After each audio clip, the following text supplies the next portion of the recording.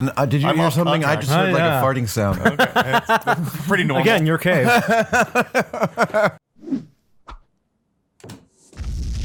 Welcome to Still Untitled, the Adam Savage Project. I'm Will. I'm Adam. And I'm Norm. Hello. Hey, everyone. Hello. I learned, and I was looking up elegant, beautiful formulas, beautiful science. Okay. And first of all, if your name isn't Einstein or Euler, you're pretty much not on that list.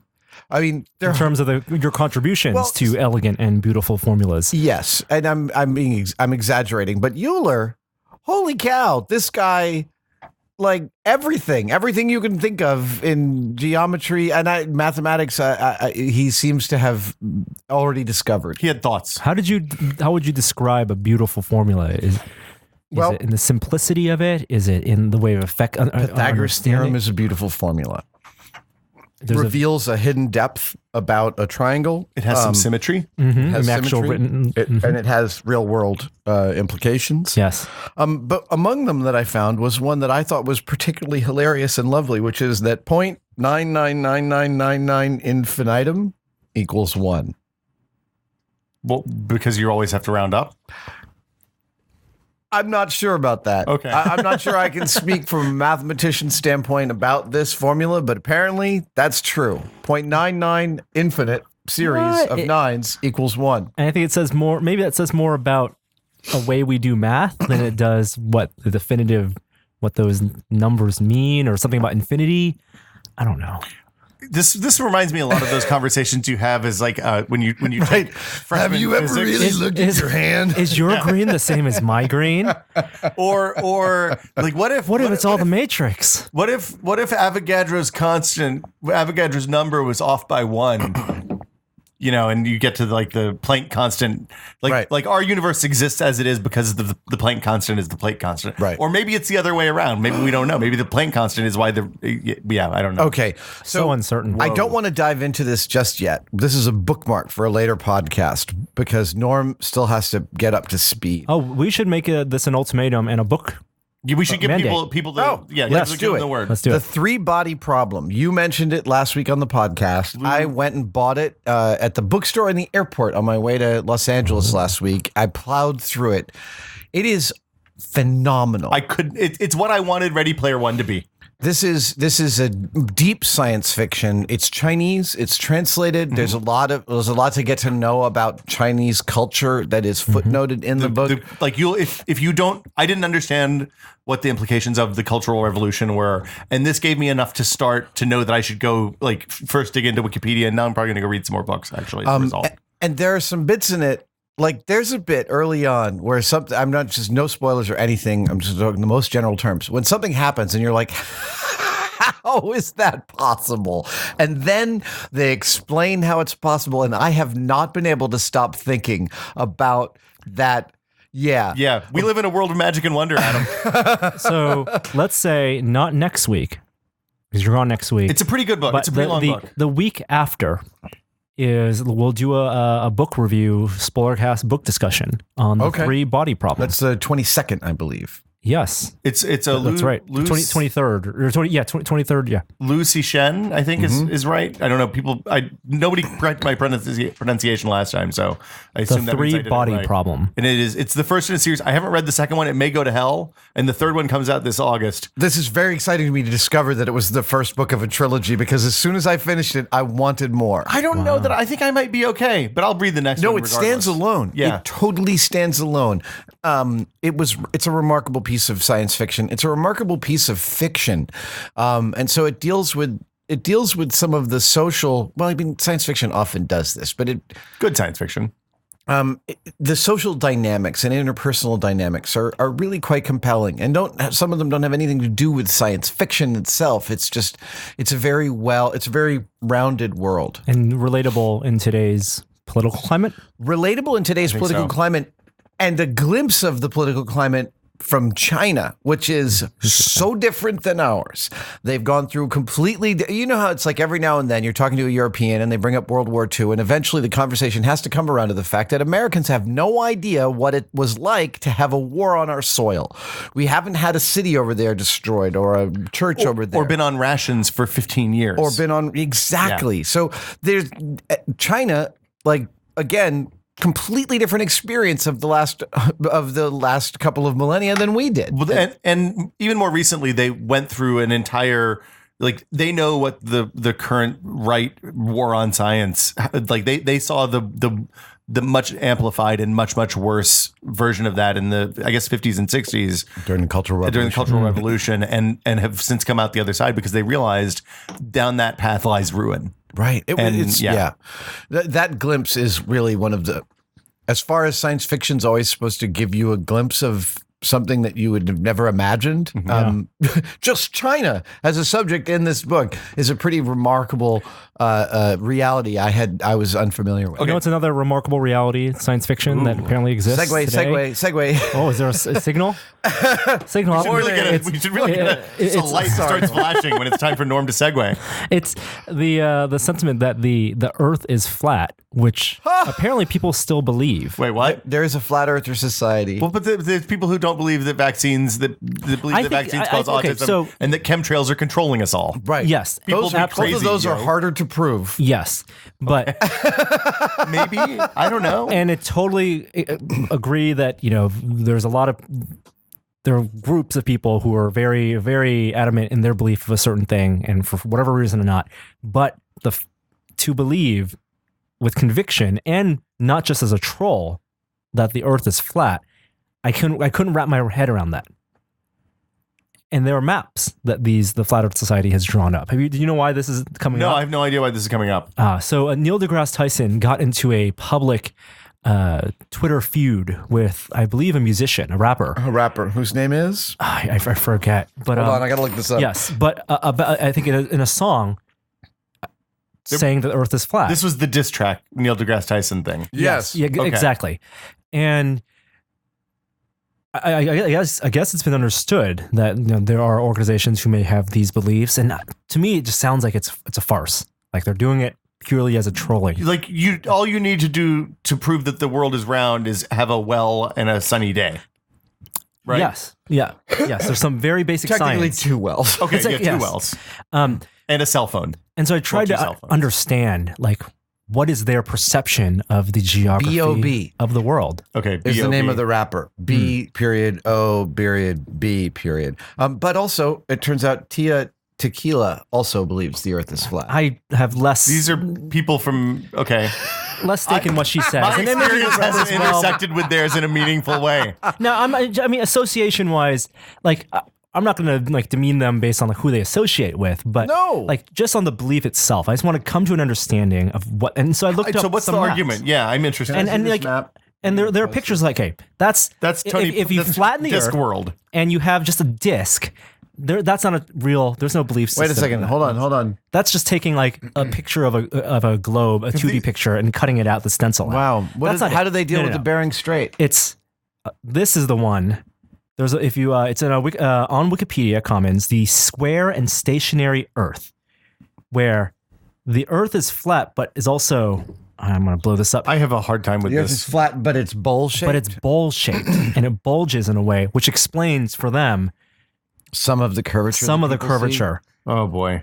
Wow. I mean, this is like the pre-Copernican idea that the Earth was at the center of the world, and we had all these different concentric rings that things rotated on to explain astronomy. You can explain anything, but I mean, we have people that are literally able to see the roundness of the Earth. We've sent I people. have seen it. Yeah, you've seen it. We've sent people far enough away that they can see the entirety of the Earth. Yeah. So this happened in late January, and their arguments range from, only NASA has provided photos from space, or you use lenses. How come I can see this city that's 35 miles away, but it's not interrupted by the curvature of the Earth? How come, There's just B.O.B.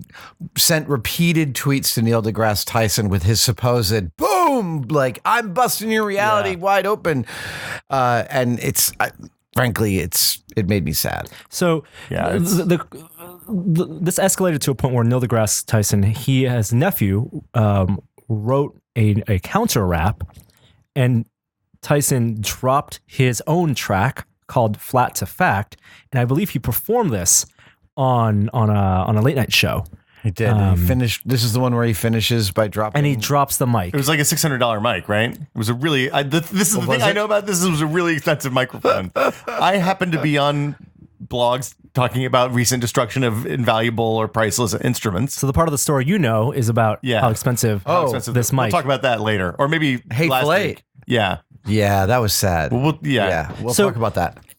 Yes, but there's also another story to this. Is because I was talking with Kishore Hari, who's our science correspondent, and he's a science educator, and he said totally agree that it's kind of wild and inconceivable that there's societies that believe this proven scientific fact, but the way Neil deGrasse Tyson went about it to make it almost like a shaming to have the mic drop, he felt that was too much. well, shaming is never the right answer, right? I totally agree with that. I don't think it's the right answer. When I hear that someone believes that, but I think it's too easy for us to go, "What an idiot," and then just sort of high five each other. And so that's the discussion I wanted to bring about. Like, Okay, I think it's a really reasonable discussion because my first place my brain goes is, what is the human need to believe that you understand something that no one else can see? It is the same driver of conspiracy theorists: chemtrails, the Kennedy assassination, the moon landing. The Kennedy thing's totally. I've been there. That's a hell of a shot. There is a human need. It is the same, I think, personally, that it has a similar impetus as people believing that the world's about to end. We want to believe we're that famous, what do you call it, wish that you can give to someone, may you live in interesting times. Right? I think that the 50 to 100 years that we occupy is a really of special important significance in the history of not only mankind, but of Earth and the universe on a cosmic scale. I mean, if you look at the other technological pace of growth, of our people, the 50 to 100 most recent years are almost certainly, except for a few hundred years in the Dark Ages, the most interesting time to live. And if you were on the southern end of the southern side of the Mediterranean during the quote unquote Dark Ages, things were going really well over there. That's true. Yeah. Right. And the alternative for that is that if you don't live in interesting times, quote unquote, is that you are insignificant. The reality. You have of to the confront the situation. fact that you're insignificant. And Let's be clear. That is scary. We are insignificant. Right. All of us. We are, as Tim Minchin says, insignificant specks of carbon. Well, and that kind of goes against the genetic code that we have to procreate and of survival.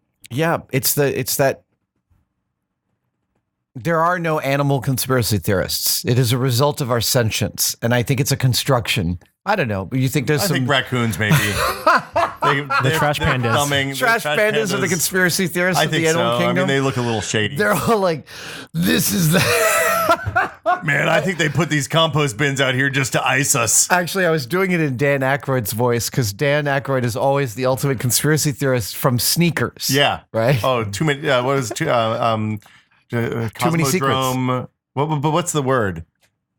Cosmodrome. What is it before they figure out the anagram? Oh, that it's too many secrets? Yeah. God, I can't remember. Anyway, it doesn't matter. Ryan Seacrest. Seacrest out. I mean, I think you're right. I think that the core of it, though, is that it's really hard to cope with the fact that you are one of an impossibly large number of people that are walking the face of the planet. No matter how large your impact, unless you're one of a few dozen people, it's almost impossible to make a measurable impact on what we've done. And that's how we get into all the trouble we get into as a species, too. I think that if you could also crack open the brain of like the Koch brothers and those people who are funding the denial of climate change and climate science, you might find in some of them a feeling of like, damn straight we are changing the world. That is power. I once knew someone who thought it was a braggable thing that in Manhattan trees only grow where humans say they grow. Like that was a triumph. Well, that's the way we approached engineering and civic engineering for the last 100 years. Yeah. Till like 25 years ago. Yeah, it's remarkable, but it's not necessarily a triumph. Right. I agree. It's But going back to why people believe these things, and it's their need to believe in the conspiracy theory and need to believe in only the things they see is because you can't comprehend the bigger world and the bigger context is kind of scary. All these things that you can't see, right? And so, there goes the phone. You have a poster, I think, in the cave about. Isn't it about argumentation? It's all the cognitive biases. And a lot of these fall under cognitive biases, right? And it's tough to step out of that. If you look at the list, there's so many that you can look at and say, oh God, wow. I can't read more than 10 of them before I'm so depressed I have to move on. Right. Well, but the idea of a cognitive And these bias, are all the ways, a cognitive bias is all the ways in which we fool ourselves. We have confirmation bias. We have the fallacy of false equivalence. We have all these ways in which we can get in the way of our own understanding of things because of the way we expect them to be. a lot of it's stuff that before I knew about cognitive bias, built into, hey, this is the stuff that you can rationalize away, right? Right. And it's the techniques that you use to do that in a lot of cases. It's interesting because when you know what they are, that along with a decent, healthy sense of empathy lets you understand the world around you better than anything else you can do, I think. Right. But it's still uphill. You have to fight it every time. You have to fight it every single time. Every scientist worth their salt fights it constantly. There's a great bit in Hadfield's book, An Astronaut's Guide to Life on Earth, where he's in a NASA meeting. They're going over, a test that they've done, and Chris said, "I think that the result of the next one is going to be blah blah blah." He had something to say about the next test, and everyone kind of was like, "Okay, cool." And then somebody in the meeting said, "Don't be swayed by Chris's level of intelligence and his authority. Let's make sure you test it yourself." Yeah. And Chris was a little bit pissed off when he heard this and he realized, no, this is the deepest scientific way of approaching the thing. He does carry a tremendous amount of authority with what he says, and that shouldn't sway you. If you want to see a perfect example of this, play a game like Werewolf or The Resistance or Secret Hitler or one of they're basically party games about figuring out the state of a room based on imperfect knowledge. And I played one of these games a few weeks ago. I made an assumption based on the fact that two people seemed to be working together, which indicated that they had knowledge the rest of the room wouldn't, which then made me think, oh, they're the bad guys, and I wasn't able to let go of it. Yeah. And I completely fucked up the entire game for everybody playing in the most spectacular way possible. Oh, wow. Because I had made this one early assumption in the first 2 or 3 minutes of an hour-long game, and it's still fun as a result of that's the way the game works, right? Yeah. But it's a perfect illustration of that kind of those core. How that can get in your way. And there's How you nothing can get in your stronger way. than your own sense of conviction. Yeah. And that's that was the premise. It shows that I know that there's been studies that when you try and give someone logical arguments against their conviction, it often makes them dig in. Well, All any of us need to do is look inside our own relationships to see the points at which we've dug into things that were dumb because we. Yeah. Yep.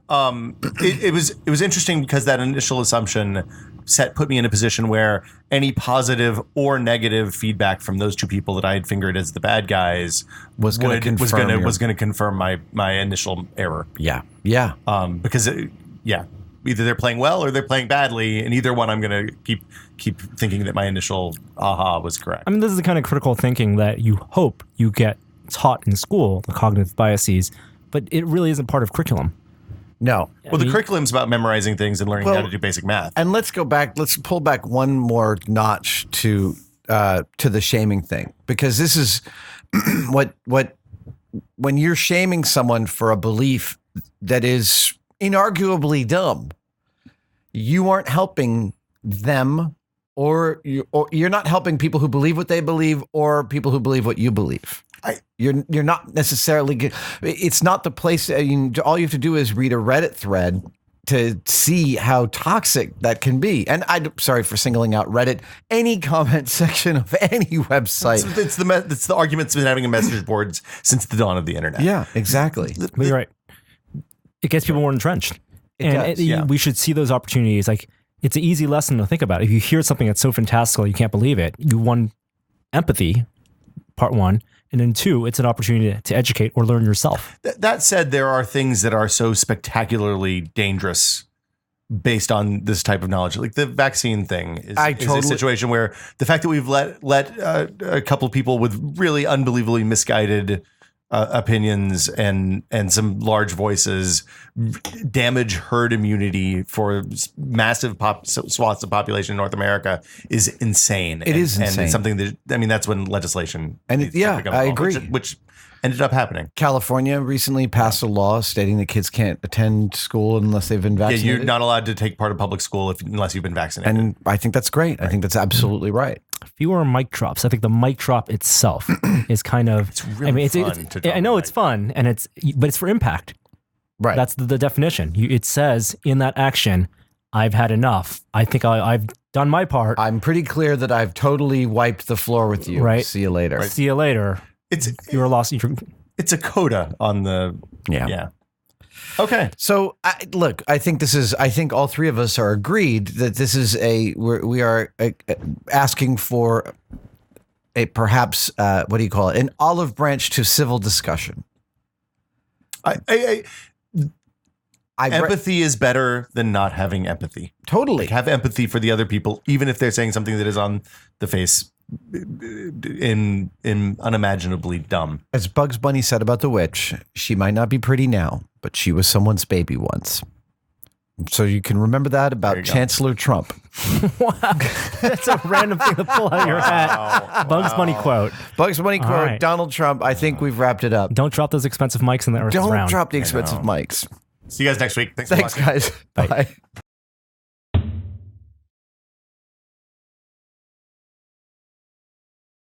You have the prima fart nay. Prima fart nay. Yeah, it's it's like Braveheart. No. Brave fart? Brave fart. All right, lead us in, Will.